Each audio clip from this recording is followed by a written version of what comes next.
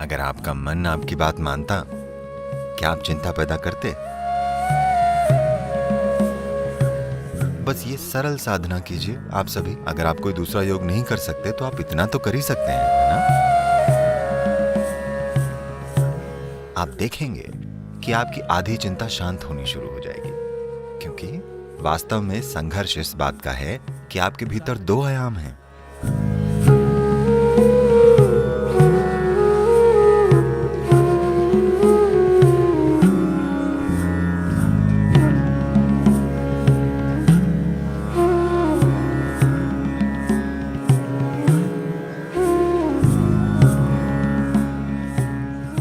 अगर आपका मन आपकी बात मानता, क्या आप चिंता पैदा करते? नहीं। इसलिए जवाबों के लिए कहीं और मत देखिए, कहीं भी दूसरी जगह। बात बस इतनी सी है कि आपका अपना शरीर और मानसिक ढांचा आपकी बात नहीं मान रहे। तो आपने बहुत सी बातें कही, मैंने कोशिश की, और ये पूरी कैलिफोर्निया में जो बड़े बड़े शब्द घूम रहे हैं, खासतौर पर उसे सरेंडर करने के बारे में, इसे जाने देने के बारे में, ऐसी किसी चीज ने एक भी व्यक्ति के लिए काम नहीं किया है कभी भी। क्या इसने किया है? मैं आपसे पूछता हूं। आपको चिंता है, उसे जाने देने की कोशिश कीजिए। क्या ये चली जाती है? यहां तक कि फ्लू भी, कमबख्त फ्लू तक नहीं जाता। हाँ या ना? साधारण सी सर्दी भी नहीं जाती। आप कहते हैं जाओ, क्या ये चली जाती है? इसलिए हमें समर्पण के इन सजावटी चक्करों में नहीं पड़ना चाहिए। ये सब इधर उधर की बातें हैं। कोई नहीं जानता कि समर्पण क्या है, क्योंकि जब ऐसा होगा तो आपको पता ही नहीं चलेगा कि ऐसा हुआ है। आप ऐसा नहीं कर सकते, मैंने समर्पण कर दिया, ये कैसे संभव है? तो उन चीजों को छोड़कर, खास तौर पर जैसा मैंने कहा है, आपने यूजर मैनुअल को नहीं पढ़ा है कि ये कैसे काम करता है। हमें इस पर ध्यान देना होगा। ये सिस्टम इस तरह से बना है कि अगर आप अपना हाथ ऐसे रखें तो ये एक तरीके से काम करेगा, अगर आप ऐसे करें तो ये दूसरी तरीके से काम करेगा। ये एक अद्भुत प्रक्रिया है। अगर ये कोई सरल चीज होती तो हम इसे छेनी हथौड़ी से कूट पीट कर सही आकार में ले आते, ठीक है? ये बहुत सादा परिष्कृत है। ये मशीन असाधारण रूप से जटिल है। ये जिस चीज के लिए बनी है उसे उस तरह इस्तेमाल करने के लिए व्यक्ति को एक निश्चित तरह का ध्यान देने की जरूरत है, वरना यह खुद को अस्त व्यस्त कर लेगी। अब कई कारक हो सकते हैं, जेनेटिक कारक हो सकते हैं, सामाजिक कारक हो सकते हैं, कुछ पालन पोषण के मुद्दे हो सकते हैं, तमाम तरह की चीजें हैं। पर अपनी समस्याओं के लिए इनमें से किसी भी चीज को कारण मत ठहराइए। जरूरी बात बस ये है, आप अपने मन को वैसे नहीं रख पा रहे हैं जिस तरह से आप उसे चाहते हैं। आपकी बस यही समस्या है ना? जिस पल आप कारण देते हैं कि मैं ऐसा इसलिए हूं क्योंकि मेरे पिता ऐसे थे, मैं ऐसा इसलिए हूं क्योंकि मेरे दादा की जेनेटिक्स ठीक नहीं थी, तो समझिए आप खत्म हैं। क्योंकि अब हम उन व्यक्तियों को बदल नहीं सकते। Yes. अब आप कोई अलग पिता या दादा नहीं चुन सकते, अब वो बीत चुके हैं। पर आप इसे रूपांतरित कर सकते हैं। आपको यह समझना चाहिए, अब भी इससे कोई फर्क नहीं पड़ता कि आपको चिंता का विकार है। फिर भी अगर आप एक गाजर का टुकड़ा भीतर डालते हैं तो यहाँ एक ऐसी बुद्धिमत्ता है जो एक गाजर को एक मनुष्य में रूपांतरित कर सकती है। इसका मतलब हर रोज आपके भीतर एक नए शरीर का निर्माण हो रहा है ना? टुकड़ों में हर रोज एक नए व्यक्ति का निर्माण हो रहा है। जब सृष्टि का स्रोत आपके भीतर काम कर रहा है और लगातार एक नए मनुष्य का निर्माण हो रहा है, अगर आप इसकी थोड़ी सी भी जिम्मेदारी ले लें तो आप पूरी तरह से एक नई शारीरिक और मानसिक प्रक्रिया का निर्माण कर सकते हैं। हमारे साथ कुछ ऐसा हुआ। पिछले साल हम लोग तिब्बत में ट्रैकिंग कर रहे थे। मैं एक टेंट में था, मैं कुछ काम कर रहा था और दूसरा एक व्यक्ति एक सेब काट रहा था। आपको इन दिनों मिलने वाले चीनी मिट्टी के चाकुओं का पता है? तो पास में दूसरी महिला उस व्यक्ति से कहती है, ये बहुत तेज चाकू है, ध्यान रखना। ये मुझे थोड़ा परेशान करता है। मैं ऐसे देखता हूं क्योंकि ये एक बड़ा आदमी है। अगर वो कोई बच्चा होता तो अलग बात थी, तब हमें देखना होता कि वो चाकू कैसे इस्तेमाल कर रहा है। वो एक पूरा बड़ा आदमी है। और चाकू को तेज धार ही होना चाहिए। अगर उसकी धार तेज ना हो तो आप उसे चाकू क्यों कहेंगे?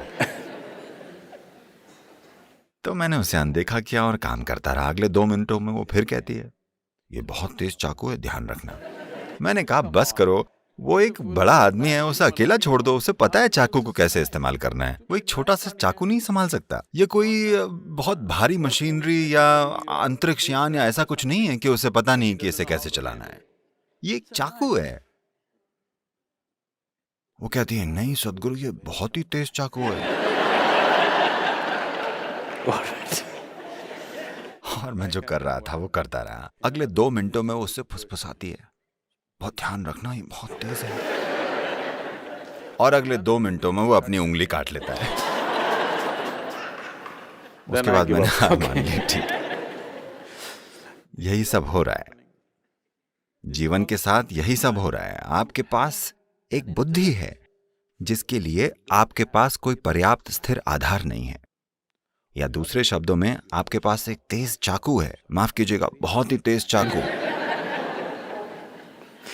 A very sharp knife in your hand, but your hand is not steady. आपके हाथ में एक बहुत ही तेज चाकू है पर आपका हाथ स्थिर नहीं है। जरा देखिए, ये आपका ही मन है जो सारी पीड़ा पैदा कर रहा है ना? हाँ या नहीं? तो आपके पास है बहुत तेज चाकू है, ये जितना धारदार होगा उतना ही आप खुद को काट लेंगे। तो हमें चाकू को कुंद नहीं करना है, हमारे पास बस एक स्थिर हाथ होना चाहिए, है ना? इसके बारे में कुछ नहीं किया गया है। लोग इन तमाम शांतिकर दवाओं और बकवास के साथ जो आप लेते हैं उससे चाकू को कुंद करने की कोशिश कर रहे हैं। चाकू को कुंद करना हल नहीं है, क्योंकि अगर आप अपने होने की संभावना को ही कम कर देते हैं तो सब ठीक होगा। अगर हम आपका आधा दिमाग हटा दें तो आप काफी शांत रहेंगे, क्योंकि चिंता पैदा करने के लिए थोड़ा दिमाग लगता है। अगर हम सचमुच में आपका आधा दिमाग हटा दें तो आप काफी शांत रहेंगे और आप असल में खुश भी रहेंगे। आपको कुछ भी परेशान नहीं करेगा, आप ठीक हैं। सही है ना? पर यह वो नहीं है जिसे हम खोज रहे हैं। मनुष्य जो खोज रहा है वो किसी तरह असीम होना है, किसी तरह। और अगर ऐसा होना है तो आपको एक स्थिर आधार बनाना होगा। चाकू को हटाने की जरूरत नहीं है, चाकू को कुंद करने की जरूरत नहीं है, बस हाथ को स्थिर रखने की जरूरत है ना? कोई प्रक्रिया नहीं करनी है।